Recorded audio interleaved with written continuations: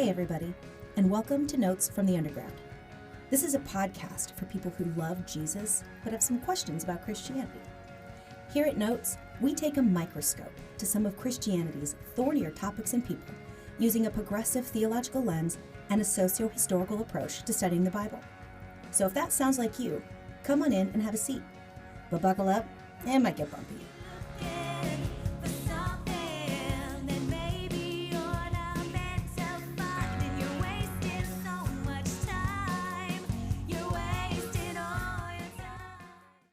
Welcome back to the Burrows of Berea. I am Rick Welch, and sitting across from me is Mom So Hard, Tiziana Severse.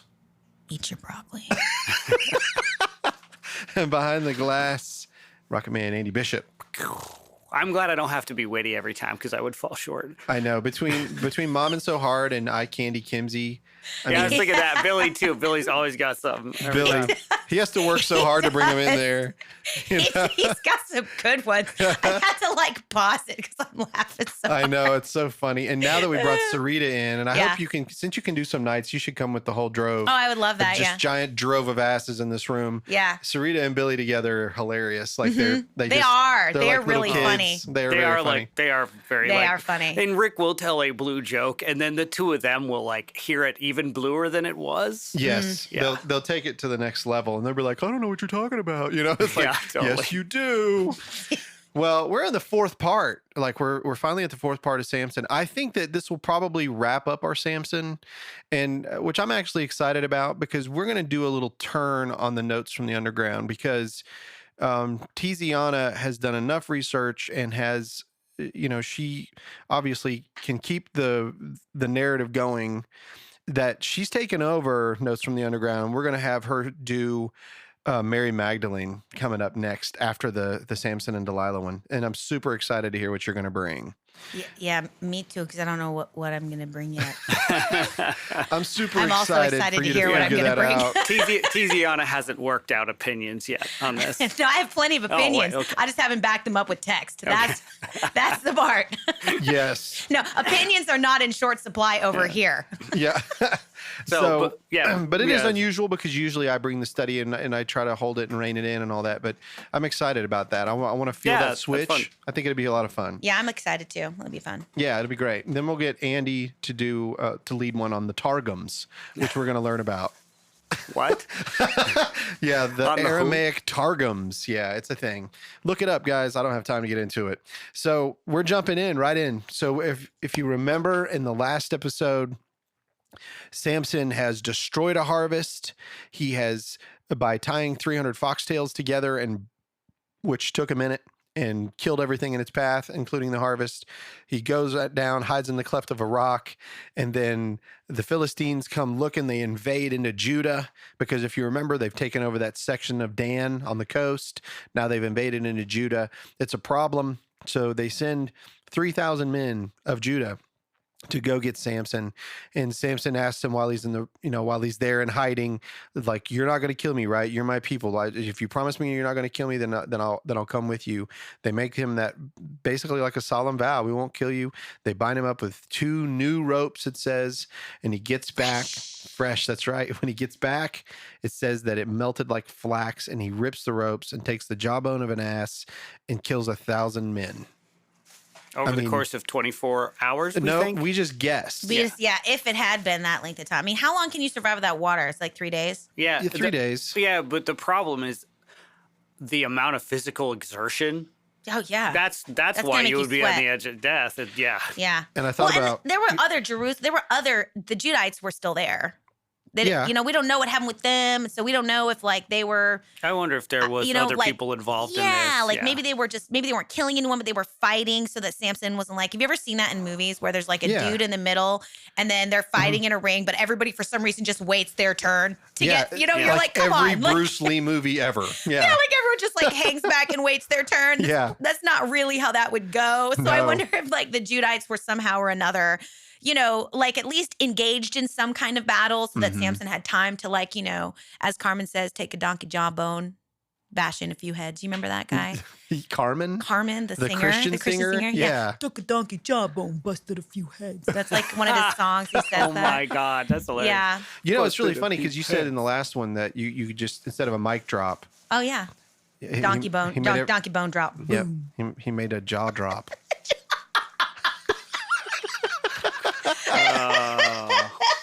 Oh. Yeah. Sometimes it's right on the tip of the tongue. You just don't get it out, you know? So let's jump into this, guys. So I had said in the last episode that I wanted to carry it on because I wanted you to hear, even though it's a break, listen carefully. It says, and he judged Israel. This is at the end of 15. And he judged Israel in the days of the Philistines. And he judged Israel in the days of the Philistines 20 years. The Gazites were told, Samson has come here, and they surrounded the place. So that's how we go into Judges 16. So keep the thought. Remember, he judged them. I feel like that verse should have been at the beginning of 16. That would have been a better break, in my opinion. However, it says, and he judged Israel in the days of the Philistines 20 years. The Gazites were told, Samson has come here. And they surrounded the place and set an ambush for him all night at the gate of the city. They kept quiet all night, saying, let us wait till the light of the morning, then we will kill him.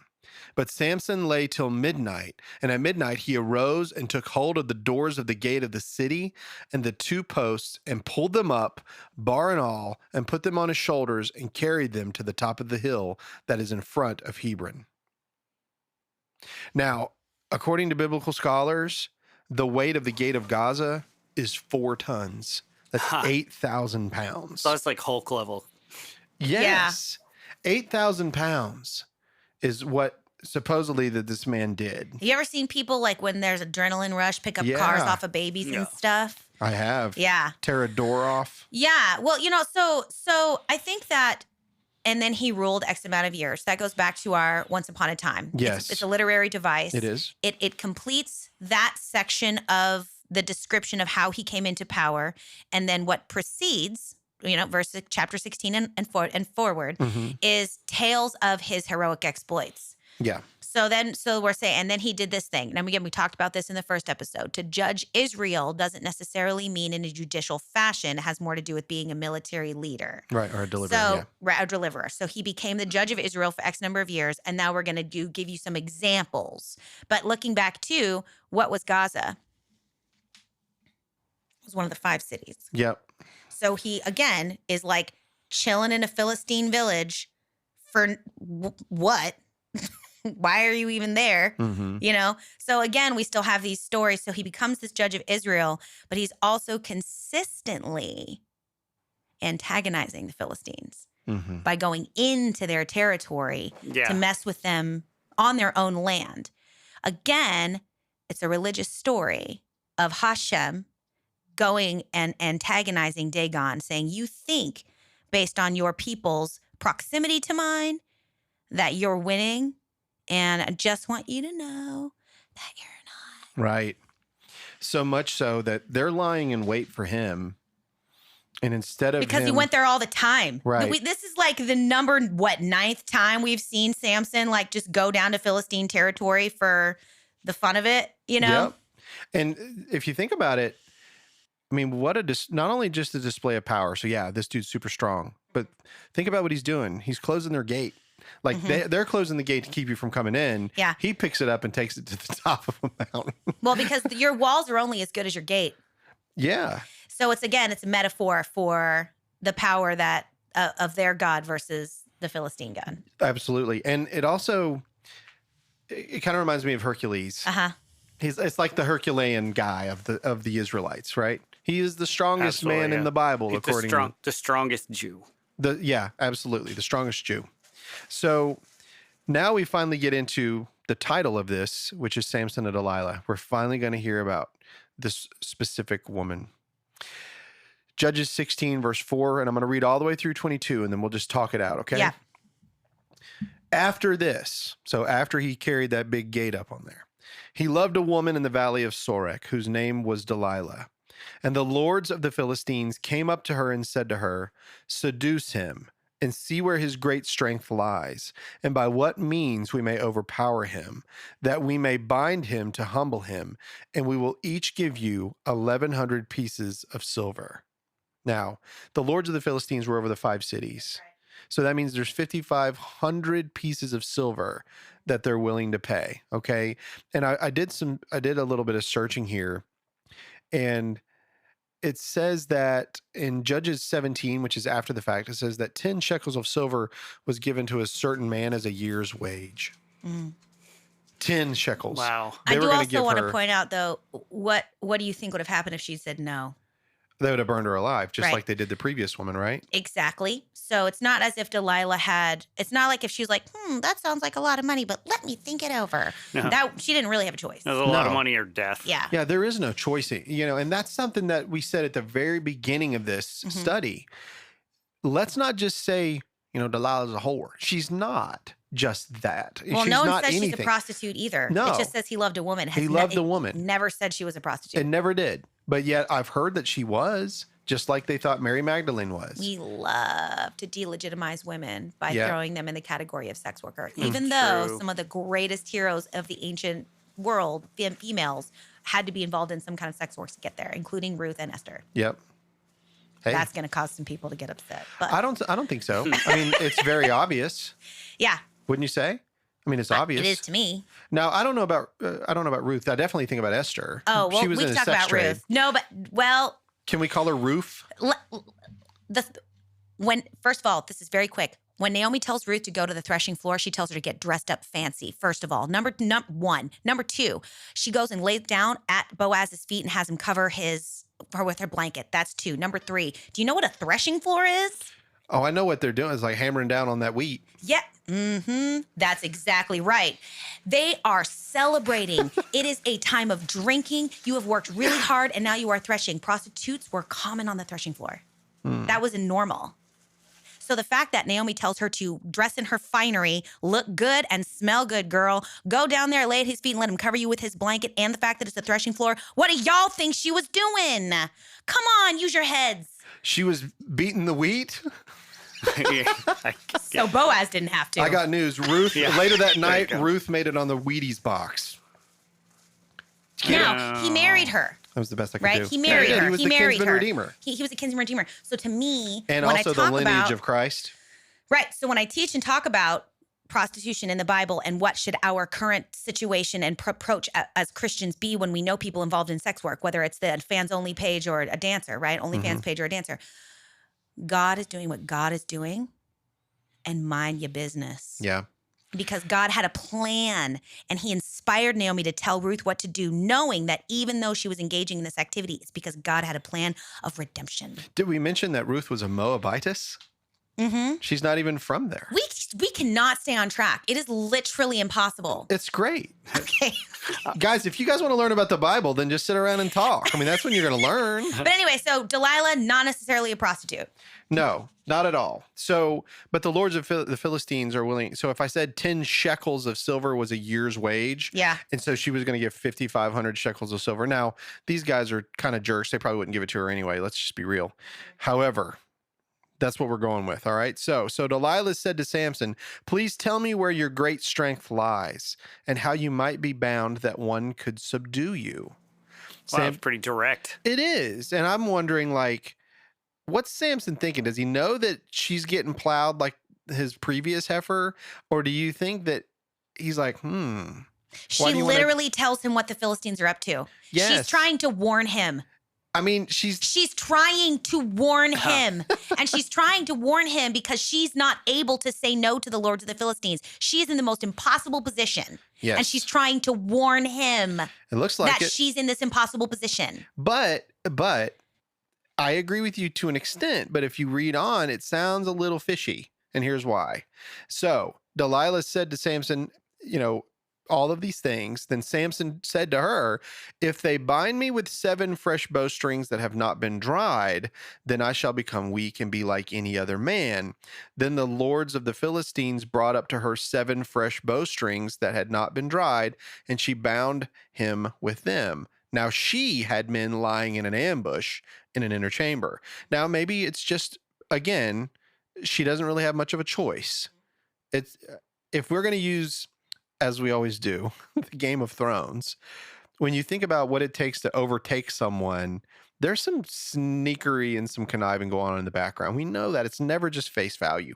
But if we take it at face value, it looks like she's doing exactly the bidding of the lords of the Philistines, maybe to She save had her no life, choice. right? Yeah. Yeah. So, and now she had men lying in ambush in the inner chamber, and she said to him, "The Philistines are upon you, Samson." But he snapped the bowstrings as a thread of flax snaps when it touches the fire. So the secret of his strength was not known. Then Delilah said to Samson, "Behold, you have mocked me and told me lies. Please tell me how you might be bound." So probably through tears, right? "Please, why are you lying to me? You must not love me." Right? Which is odd because you're going to find out that's not the truth.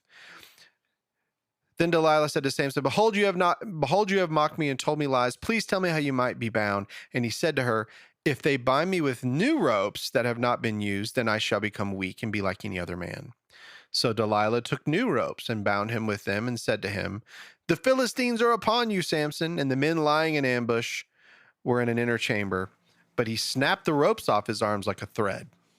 Then Delilah said to Samson, "Until now you have mocked me and told me lies. Tell me how you might be bound." This whole exchange is wild to me. Yep. This is just as... Oh, we're going to get into it. Yeah. And he said to her, "If you weave the 7 locks of my head with the web and fasten it tight with the pin," A loom. By the way. Yep, "then I shall become weak and be like any other man." So while he slept, Samson loves to sleep. So while he slept, Delilah took the doesn't 7. everybody after. There's that side of it too, right? That's what's going on That's here, what's people. happening. She's having sex, then he's passing out. Yeah. So while he slept, Delilah took the 7 locks of his head and wove them into the web, and she made them tight with the pin and said to him, "The Philistines are upon you, Samson." But he awoke from his sleep and pulled away the pin, the loom, and the web. And she said to him, "How can you say, 'I love you,' when your heart is not with me? You have mocked me these 3 times, and you have not told me where your great strength lies." What is going on here? I mean, what is actually going on We're going to here? get into it. That's, yeah, okay, Yeah. okay. And when she pressed him hard with her words day after day and urged him, his soul was vexed to death. And he told her all his heart and said to her, "A razor has never come upon my head, for I have been a Nazirite to God from my mother's womb. If my head is shaved, then my strength will leave me, and I shall become weak and be like any other man." Not from birth, but from a mother's womb. Feminist breed. Yep, you're right. When Delilah saw that he had told her all his heart, notice how she heard that. When he tells her this, she knows that this is the truth. When Delilah saw that he had told her all his heart, she sent and called the lords of the Philistines, saying, "Come up again, for he has told me all his heart." Then the lords of the Philistines came up to her and brought the money in their hands. She made him sleep on her knees, and she called a man and had him shave off the 7 locks of his head. Then she began to torment him, and his strength left him. And she said, "The Philistines are upon you, Samson." And he awoke from his sleep and said, "I will go out as at other times and shake myself free." But he did not know that the Lord had left him. And the Philistines seized him and gouged out his eyes and brought him down to Gaza and bound him with bronze shackles. And he ground at the mill in the prison, but the hair of his head began to grow again after it had been shaved. And where that is located, I probably should have stopped it right before that. And he ground at the mill in the prison. So this back and forth thing here. It's kind of hard for me to read that literally. There's a couple of commentators that I've read. Yeah. One of the commentators has suggested that there's like a BDSM issue here. Yeah, that's what I thought. That there is an equality. There's inequality in Delilah and Samson's love relationship because he has this preternatural strength. Mm-hmm. And so what she's asking for is, and again, looking into, we're going to talk about some queer culture. So talking about BDSM culture. You have the person who is receiving punishment and you have the person who is delivering punishment in that sexual scenario. But the person who is receiving the punishment actually has all the power. They are the one that has the safe word. They're the one that says enough is enough. They're the one that says, I have chosen to make myself vulnerable to you, but I get to decide when that ends. So Delilah is saying, you have all of the power in this relationship because you get to decide. You have all the physical power. I want you to trust me enough to tell me what the source of your strength is so that I can actually have the power and that you trust me enough to have that power. That's one read. Another read is she's trying to warn him, and she's been trying to warn him all of these different times that she says, the Philistines are upon you, and he wakes up and breaks out of the things. She's trying to warn him that this is what they've set her up to do because she's powerless to do anything again about it. Because again, we've already seen how the Philistines are. You know, even the 30 men at the wedding were like, if you don't find out the answer of this, we've already been set up for how this culture works. These 30 men go to the bride of Samson and say, if you don't figure out the source of this riddle, we're going to kill you.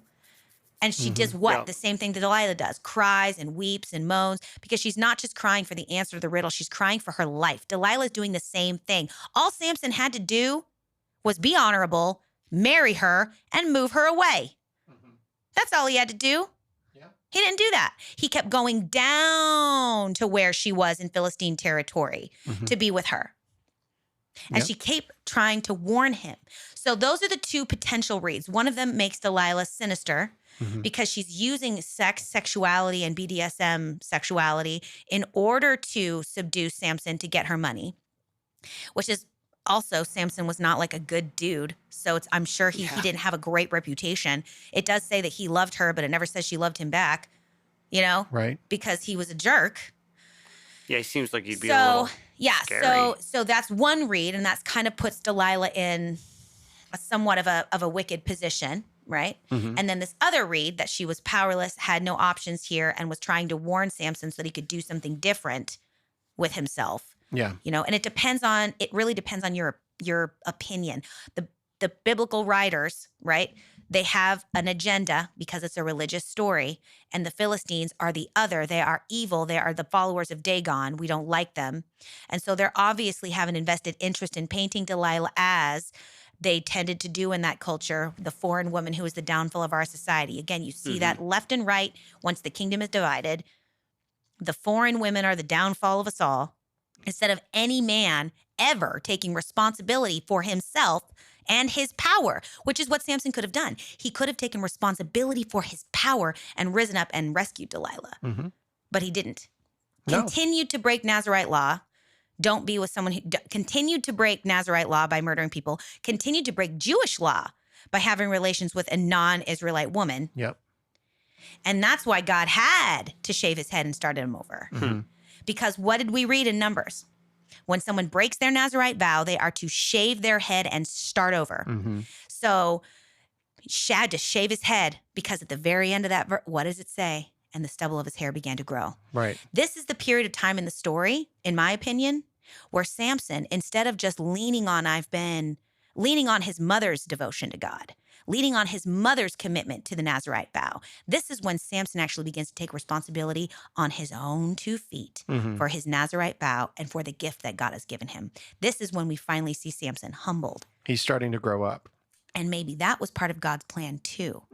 So this demonization of Delilah, if you are going to hold her responsible, but you're not going to hold Samson responsible for the egomaniacal behavior that got them into this position in the first place, then you're a misogynist. Do you know how sometimes, I don't know if I was with you when I talked about this before, but when we talk about salvation today,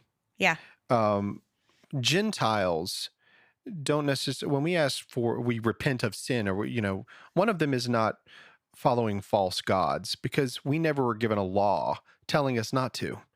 The law was given to the Jew. They were God's people, so they were the ones who weren't supposed to do the things that were in the law, not the Gentile. Paul gets into that. They all get into it. But those who are outside of the Jewish world don't have those problems, correct? So when I look at this story, I think about Delilah and I separate her from that story. I don't look at her as a wicked woman.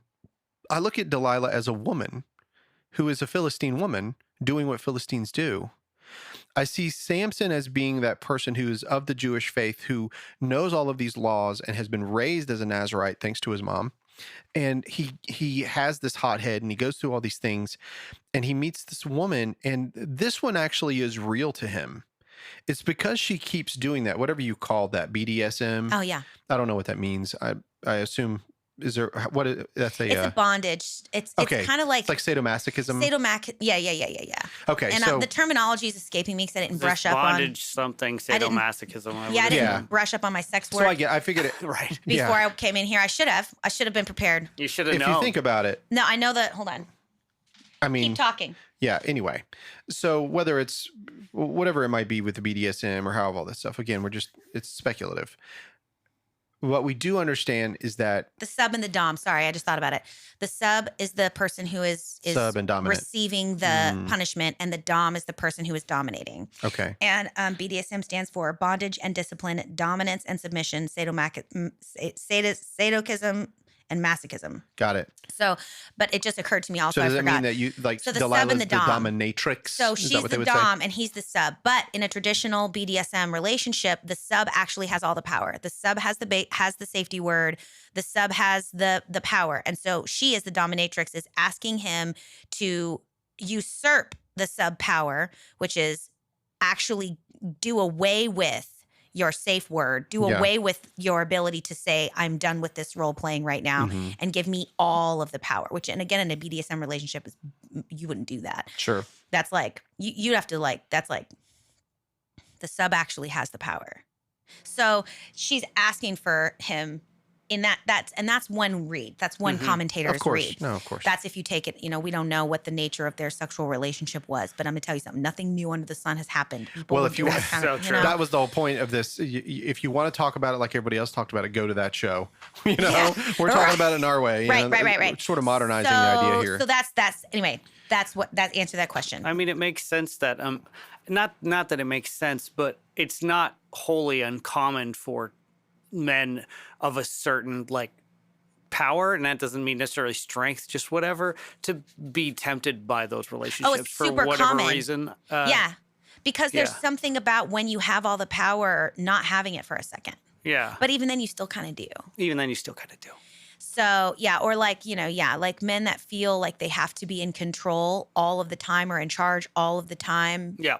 They can't ever submit because their powerful position puts them in this place. Like there's a certain sort of longing, because I think most people, male or female, we long to be vulnerable. We long to just not have to carry the mantle. I mean, why do you think Jesus went out by himself in the morning all the time? Yeah. He longed, I think, for that vulnerable place of relaxation where you're not carrying the weight of the world on your shoulders. And so in the sexual realm, that's a lot of times how that can manifest with the BDSM relationships.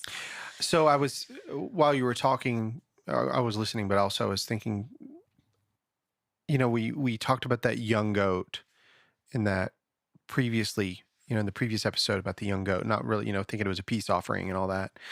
And then as I continue to read, when he's with Delilah at the very end of this, when she says, you don't love me. If you loved me, then you would truly tell me what was going on. And it's the first time in this entire story that Samson ever mentions God. He finally does. He says, the reason why I have all this strength is because from my mother's womb, he mentions his mother, from my mother's womb, I have had a Nazirite vow unto my God. I think in the previous episode, when we were talking about the young goat, I think that's the beginning of Samson sort of getting over himself a little bit. And let's keep in mind, I don't know if the Philistines sacrificed goats or not. I just know that the Israelites did.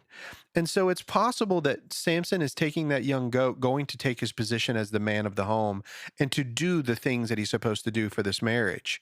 Sacrificing the goat might have been one of those things as he begins to consummate and have this relationship. So I think that the Israelites coming out of him a little bit. Yeah, but then he demonstrates that he's not ready. He was because not ready. the first test that he has to like behave properly, he behaves poorly, and causes even more. So now now it's like a second opportunity. There's a mirror. Yeah. So now it's happening again. It's another relationship where now he actually utters God. I have this strength because of what my mother did and because of God. And so that told her everything she needed to know, that, okay, he does love me because he just told me this is a thing about God. Yeah. And we know how religious these people are. Yeah. Right? Yeah. So she sees that, and then she seizes the opportunity. Delilah is doing what Delilah does because Delilah is a Philistine woman in a very harsh culture where men burn women all the time. And this is not easy for her, but she's doing it. And she's going to come out of this because she immediately went to him and they gave her the money. Yeah. Yeah. And on a spiritual level too, she's Team Dagon. That's of course. That's how she was raised. She's not a part of the covenant of Israel. She's never been given any of these laws. She wasn't there when Hashem worked the miracle of delivering them through the Red Sea. She doesn't have any of that context. None of that. All she has is the God of her family and God of her tribe, which is Dagon. So obviously she's going to fight for that. It's the same way Cherry read the Jezebel Ahab thing. She was like, everybody makes it hard on Jezebel, like she's just this evil wench. She wasn't an Israelite, and she was helping her husband. Isn't that what she's supposed to be doing? Yeah. And it's like, I get it. I understand that. I really do. And I feel like now we're at this place where, okay, he has matured. He loves this woman. He's taking ownership of who he is. And now he's released that. And when he does, the Spirit of the Lord leaves him. Yeah. How unique that once he finally gets to the place, then the Spirit of the Lord leaves him. And I think it's important. And I want you to think about Christ for 1 second here. I see a type. I see a type of Christ in this. When Christ goes to the cross, we know what he's doing as believers. He's giving himself. He's the man of sorrows. He's giving himself all because of the love of God. He is laid bare, right, for the salvation of us all. And I believe that we're seeing a type in Samson here, and we're getting ready to get into it when we finish the story out. Think about that. Guys, listeners, you guys, as we read this, think about Christ and what he did for us. And then let's look and see how God uses Samson. He leaves him at the strangest point. And I want you to remember Christ's words on the cross when he said, my God, why have you forsaken me? Mm-hmm. It sounds so similar right now. And it's the story of every person born with a destiny. At some point, you still have to decide. Yeah, it is kind of a hero's journey. That this is something that you actually choose. Samson has decided, at that point, he's recognizing that his Nazirite calling is a calling that has happened since his mother's womb, but yet he has not taken responsibility for. And in the Garden of Gethsemane, Jesus prays, if this cup can be taken from me, let it be taken from me. Jesus could have walked away from that situation. That time, at that moment, when the Garden of Gethsemane happens and the soldiers come to take him away, that is Jesus choosing his crucifixion. Yeah. He's been leading up to this point with a calling, but at that point, I believe he chooses it. I lay my life down. I choose this. For your sake. And that's when we really step into our power. All of us have a destiny that we were born with. Yep. But it's when we decide to step into it and walk in it. That's when the power really. Which is exactly why That's when you change the world. I always come back to Jesus in this way every time. Yeah.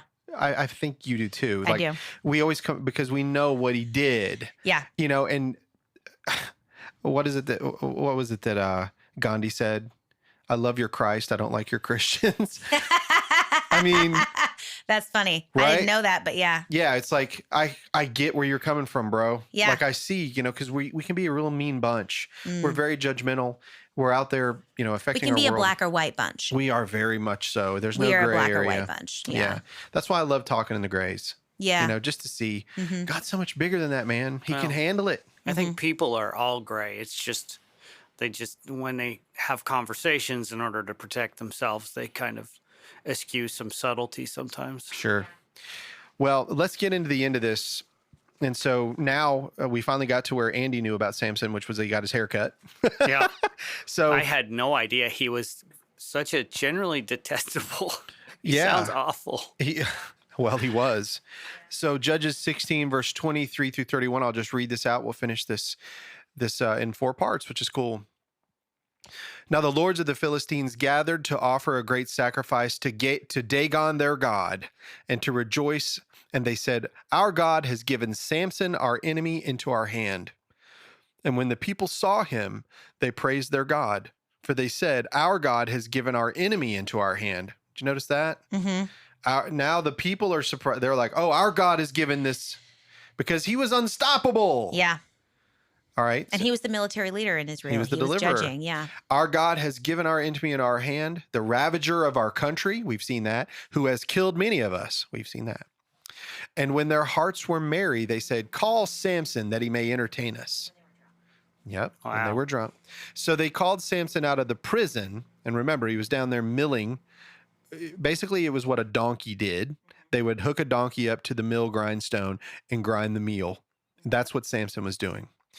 So they called Samson out of the prison, and he entertained them. Which is what a woman would do. Mm-hmm. Yep. So they further humiliated him. They made him stand between the pillars. And Samson said to the young man who held him by the hand, "Let me feel the pillars on which the house rests, that I may lean against them."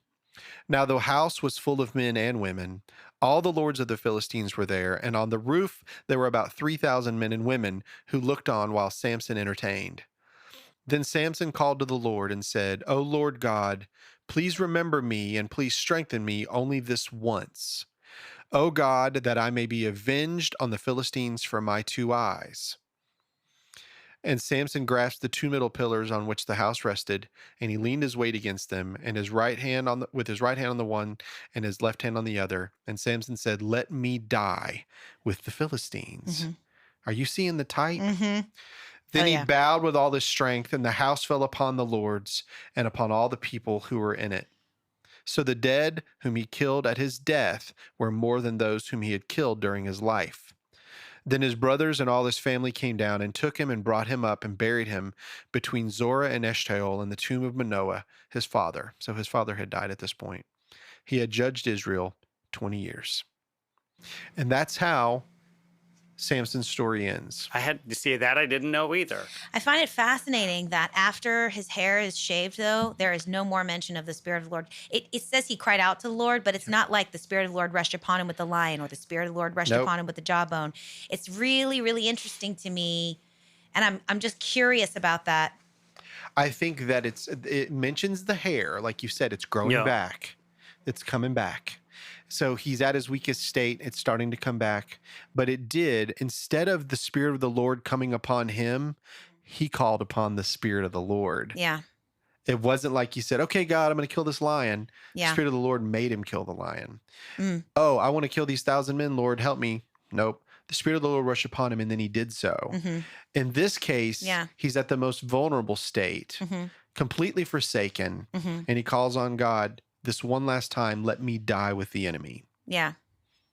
And then he kills more of them and destroys the temple of Dagon. Yeah. And the lords of the Philistines. And the lords, so which he put takes them into out. a scramble. Yeah, put them into a scramble for a little while. They didn't go into a scramble permanently because obviously they still had enough power by the time David rolls around that the Philistine fight is still in full effect. You know, Right. they now were on the borders of Judah at that point.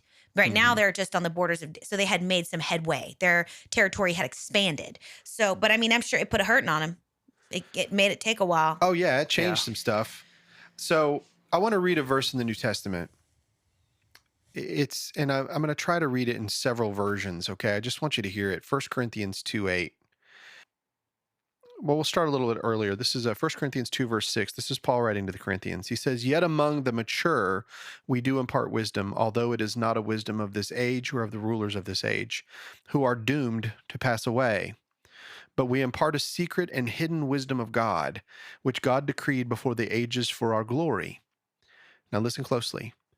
"None of the rulers of this age understood this, for if they had, they would not have crucified the Lord of glory." My point is this. We've talked about the divine counsel and so many other things, Andy, in our side studies. The rulers weren't aware of who Christ was. Satan tempted him. If you're the son of God, then do this. And he would rebut him. And if you're the son of God, do this. And he rebutted him. And so he's fighting the chaos monsters. He's fighting the demons. He's fighting all this stuff. He has power over the demonic. He's making people walk. He's making the blind see, the deaf can hear. Christ has the power over this demonic, chaotic world. That's what he can do. But as he gets to the end of his ministry, he is in the garden and he's praying at the rock and he says, let this cup pass from me. He has these great drops of the sweat, like drops of blood that are coming from him. It's like he's in the press, like he's really going through it. And then he's brought before the Sanhedrin and he's brought before the King Herod and before Pilate and the high priests. And like, he's going through all of this stuff and they keep asking him like, who are you? Who are you? Who are you? Like just trying to get him to utter it. And the high priest says, are you the Son of God or not? And he said, you said it. And you will see the Son of Man coming in the clouds with his holy angels and with fire. He said, you will see it, right? So by the time they get him to this point and they crucify him, it's over. The disciples think it's over. The women are worried about burying him. The one woman who had wiped his, put the spikenard on him, was preparing him for his burial because they literally didn't have time to prepare him for his burial. Yeah. They threw him in the tomb, before the sun went down. Mm-hmm. So it's over. And it's, in my opinion, that the enemy thought it was over too. Mm-hmm. And if they had really known the true, because we learn that in the New Testament, if they had really known, they never would have killed him. Mm-hmm. Because if the Philistines had known, they never would have brought Samson in that temple. Yeah, they wouldn't have dared. No way. Mm-hmm. They were doing it for their entertainment. They were doing it for their own pleasure. Well, and so was their God. Yes. It was a battle between, I'm sure Dagon, we talk about these gods as if they're not real. No, they were real. They were. Yes. They had, and so there was a spiritual entity that was in conflict with Hashem and thought that it had won something. That's right. And he was the God of gods. Mm-hmm. And so I see that type in Samson. I don't see Christ as the narcissistic, crazy person. I think the Christ is the best of all men, but he is also very humble and meek. His strength is in meekness versus do you know what I mean? Yeah. You get it? Like the more meek he is, the stronger he is. I mean, that's definitely like a tone shift that happens between the first half of the Bible and the second half. Old to New Testament. Yeah. I can see that, but it's Christ that creates the tone shift. Right. He's the reason. Much. Yeah, he's the reason why all that happens. So I think it's safe to say that Delilah isn't the enemy like we have always thought that she was. I think Delilah was doing what Delilah was raised and bred to do in her own culture. And Samson put himself in that position. And Samson did it for whatever reason that he did it. But God used him to overcome the other God and to prove himself out. And that's a religious story, and that's how they work. Mm-hmm. And again, it's a foreshadowing. It's a type. It is. Yeah. And Christ is the antitype. Mm-hmm. Absolutely. I love it. I love it. So good. Did you bring any more jokes today? No. That was my one Bible joke. Just one? I have a couple others, but they're really not appropriate. Oh, they're Bible jokes. Oh, you obviously haven't heard my jokes, huh? Yeah, well, you haven't heard I mean, they're not super inappropriate, but they're like the three women die and go to heaven, and they're Peter's letting him in, and he's taking their clothes off and putting on their robes because these were good married, wonderful married women, and the first one, he notices when she's disrobing out of her human robes and putting on her normal clothes that there's an H on her chest. And he's like, what's that about? She said, oh, I was married for, 45 years to my husband, and he was a Harvard graduate. So he often wore his Harvard sweater when we made love. And so after years, just had this H on my chest. And he was like, oh, well, you doing your wifely duties. You're a wonderful woman. Enter into heaven. So the next one comes up. And he's like, you're a wonderful woman, Christian woman. We're a beautiful wife to your husband. Let's get you out of your earthly clothes. Let's put you in your heavenly garb and send you on your way. And so they're doing that. And there's a P on her chest. And he's like, well, what happened to your body? He said, oh, it's just that my husband had graduated from Princeton, and he, had a wonderful, he's a wonderful man. And he had this, he loved, he loved his alma mater, and he went to Princeton. He wore this shirt every time we made love. And after years, of course, after 45 years of that, they just got the P on my chest. And he's like, oh, okay. So she goes on the way. Next one comes in. And same deal, just wonderful Christian woman, was married to her husband for 45 years. He's like, we've looked at your history. You are a good, godly woman. Let's get you out of your earthly attire, get you in your heavenly robes, and send you on their way. As she's doing that, she's got a W on her chest. And he says, you know what? Let me just guess. Your husband went to Michigan State. Your husband went to Washington State University. She says, no, Michigan. Why? I get it. It's funny. Holy mackerel. Very cute. Say that's not that bad. It's not. No, Not as bad as we've told. No, Rick's the last couple episodes we've Like done. I've Rick made them or all s- cringe. Oh, they were like, yeah. what? Well, that would too. Like I messed up the punchline. No, yeah, But still. Yeah. messing Yeah, it it's up still sort of softened the blow a Yeah. little bit, but not enough. Blow. So I'm curious. Do you know when the first recorded sport of tennis was in the Bible? Oh wow, that's interesting. Oh, this is It's a joke. This is a Yeah. joke. So now I gotta write court. Good job. Yeah, Something about court, back and forth in court. I don't know what. when Joseph served in Pharaoh's court. Oh, okay. that's not bad. That's not bad. I like that Thought one. I'd take your hideously nasty, dirty joke, and I then was trying to think of Stephen being stoned in court, like maybe, you know what I mean? Like that's what I was like, but I was like, well, that's New Testament. That's clearly he's got to be older than that. Yeah. Yeah. I was literally trying to think of the punchline. well, that brings the Samson and Delilah to a close. That was a lot of fun. That was a lot of fun. That It cool. was. Yeah, I learned a lot. It's I funny did. how fast it wraps up, though. Yeah, It like it's all like front 2/3. Yeah. we could And have then it's broke. just like You once you get the gist of the culture, and you sort of place yourself in it, then you can read the text, and it makes it easier to flow because because that's all we've talked about is remember this is a different culture than this. Yeah. It's so easy to heap all the laws onto the Philistine people. They weren't God's people, so they shouldn't be expected to hold that same level, right? Yeah. And so it does, and we could have went deeper and deeper and deeper into this, but at some point, you got to say, you got to study on your own. That's why we're supposed to be Bereans, study on your own, So we could do an 87 part, on Mary Magdalene. I bet we could. Oh, yeah. If we Yeah. really wanted to dig deep. So I'll leave that up to you. You make it as many parts as you'd like. So, well, anyway, thanks, Andy, for being here. Thanks, Tiziana, so Yeah, much. I thanks for can't having wait me. to get together. And guys, go check out our Patreon page. We're getting some people in. It's awesome. People want to give. I've been putting out some more content, so go check it out. And we are heading to Virginia Beach. Very excited about that. You're going to be hearing that coming late in the summer and into the fall. Gary DeMar is coming in September. I'm super excited. He's coming to the studio. Gary DeMar is. That's really cool. that's cool. Andy has no idea who he is, and I'm so glad. He's huge. Not like a big man, but he's huge in the Christian world. Yeah. Wow, that's awesome. Yeah. Anyway. All right. Well, thanks, guys. We will talk to you next time on the Burros of Berea. Sweet. Hey, guys. This is Rick from the Burros of Berea. Do you know how much blood, sweat, and tears it takes to make a podcast? None. But that doesn't mean that it doesn't cost a lot. And so if you guys don't mind, if anybody would like to give to help us with these episodes, it would be great. We'll put out even more content. And if you go to our Patreon page, just search for the Burros of Berea, you'll get extra notes, extra episodes, and it's pretty much free. $1 gets you a lot. Thanks, guys. Oh, no. Yeah. And I feel that frustration. I feel like whenever the disciples were with Jesus and they were learning from him directly, that they were only getting part of it. And they were, each one of them were getting the parts that they were supposed to get when they were supposed to get it. And then And I know that because after the resurrection, it's like they're all surprised, like they just run away and think, oh, it's all over, Yeah.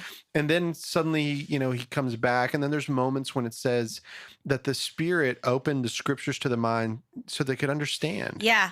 And I want that moment. Yeah. Like I have those places and I have in my life. I have these rock altars I've built throughout my life where I've learned something. Yeah. And I'm like, wow, I've really learned that. But then I always remember what Paul, when you think you know something, you don't. You don't. Yeah. Now we see though, but darkly as though through a glass. Then we shall not fully, even as we are fully known. I know. I lean on that a lot. In that book, it's like they have those like boxes in the middle where they're, talking about stuff. I enjoy those. Yeah. I love that. Yeah. So there is one in there when you start getting into the prophetic literature where there's a little box. So when the Hebrew Bible was translated into Greek, right, which we call the Septuagint, right, and considering that the New Testament, a lot of it is in Greek, right? So they were reading the Septuagint, not the original, Hebrew, in a lot of ways.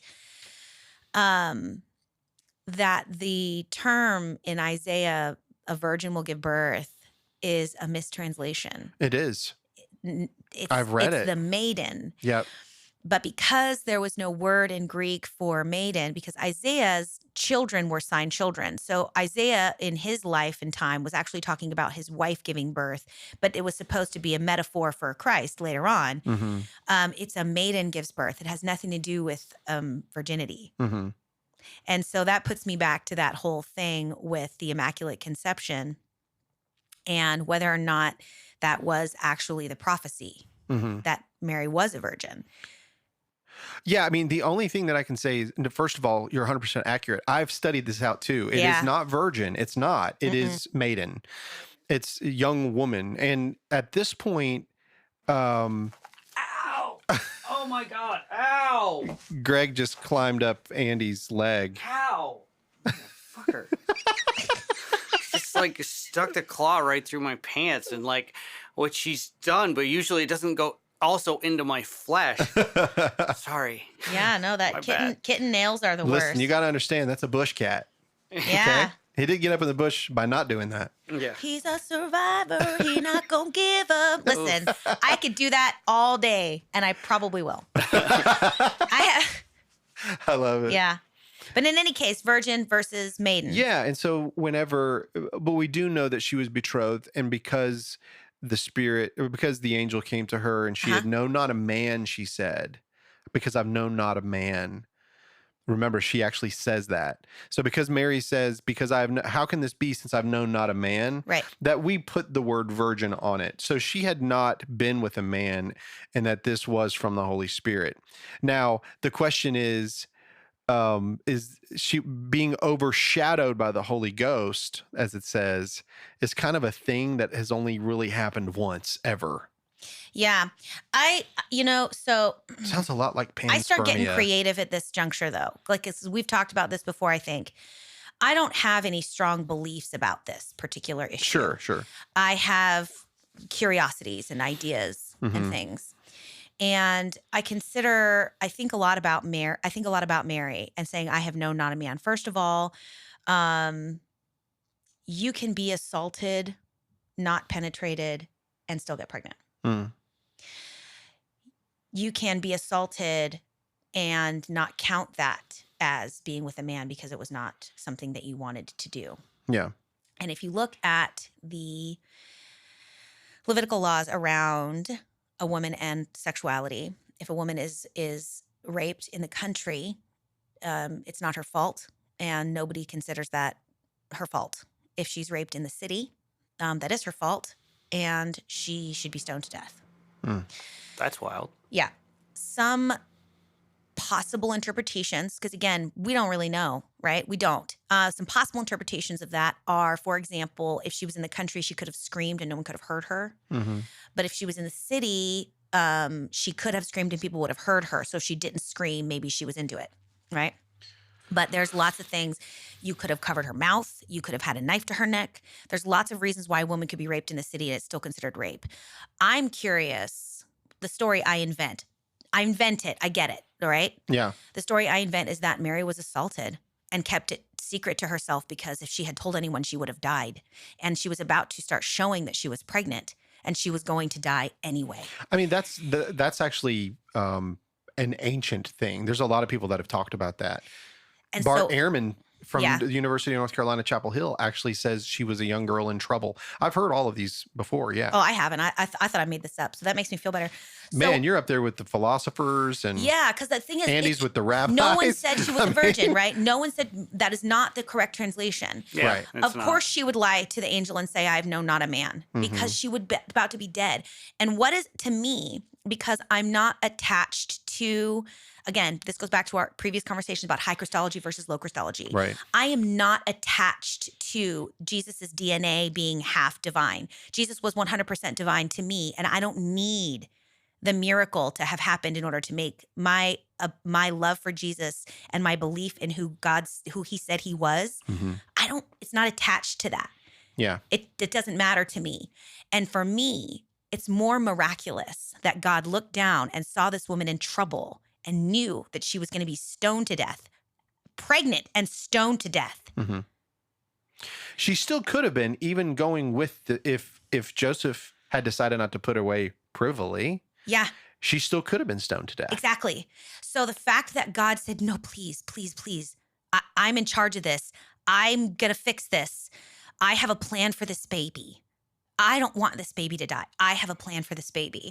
And then the Holy Spirit comes and overshadows Mary and does whatever miracle to the DNA that the Spirit of God does. Because to me, like I believe it's the Church of Latter-day Saints that believes God physically came down and impregnated Mary physically. That's gross. Yeah.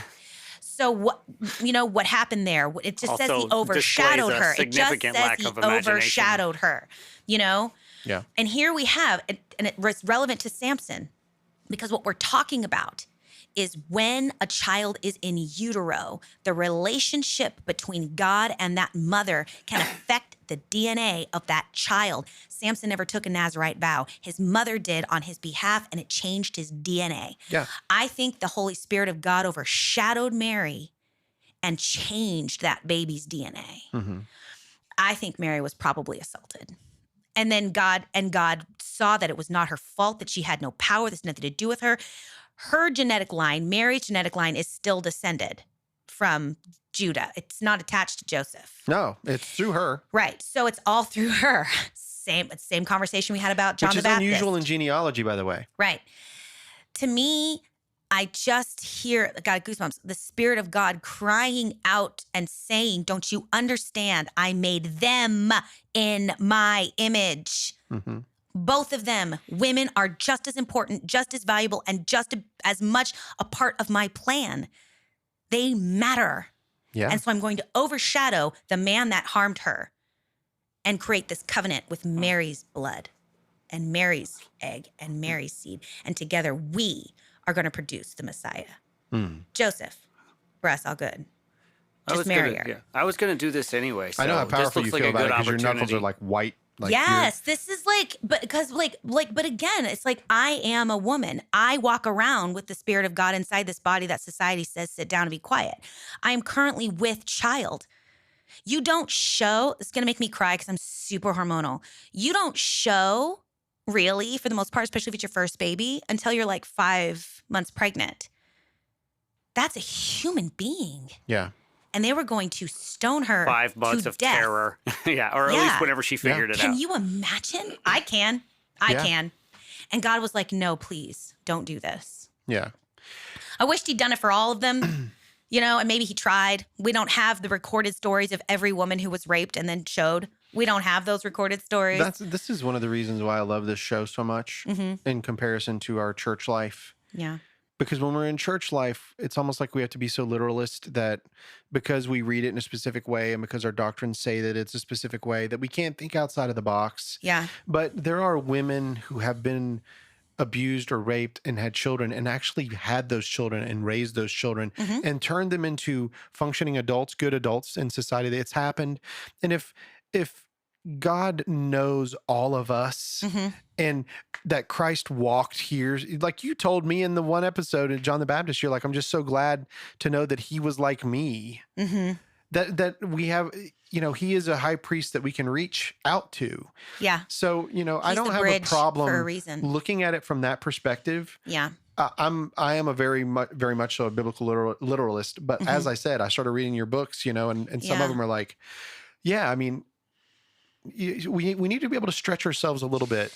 To suggest that Mary wasn't actually a virgin and that her birth was not immaculate is hugely heretical. It's heretical. That is insanely heretical. And I just want to pause also and acknowledge that for any listeners that are like, whoa, whoa, whoa. Right. I get it. I agree with you. Yes. It is heretical. And it's also wrapped up in the text. Yeah. And what was said was what was said, even if we turned it into something it never was meant to be. And again, you'd have to look backwards into when high Christology, which is, again, the focus on the divinity of Jesus Christ versus the focus on his humanity. That is when we say Christology. Low Christology is a focus on the humanity of Jesus. High Christology is a focus on the divinity of Jesus. Right. When you start seeing the Catholic Church use high Christology as a weapon and a tool for control of the people, you start to understand why the Immaculate Conception became such a big deal. Mm-hmm.